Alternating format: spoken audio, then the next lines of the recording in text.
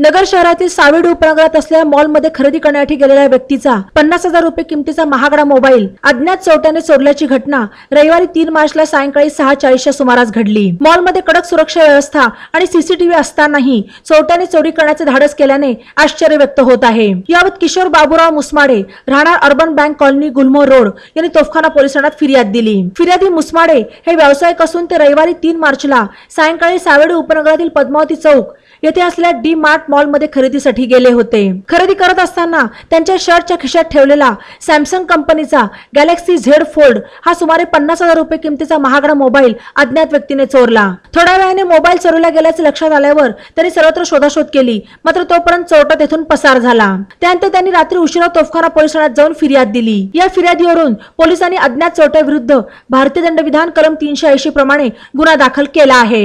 या मॉलमध्ये ग्राहकांच्या सुरक्षेसाठी अनेक सुरक्षा रक्षक तैनात असतात। शिवाय मॉलचा सर्व परिसर सीसीटीव्हीच्या निगराणीखाली आहे। अशी सर्व कडेकोट सुरक्षा व्यवस्था असतानाही चोरट्याने चोरी करण्याचे धाडस दाखवल्याने आश्चर्य व्यक्त होत आहे। बातम्यांसाठी ई नवा मराठा YouTube चॅनलला सबस्क्राइब करा आणि बेल आयकॉनवर प्रेस करा।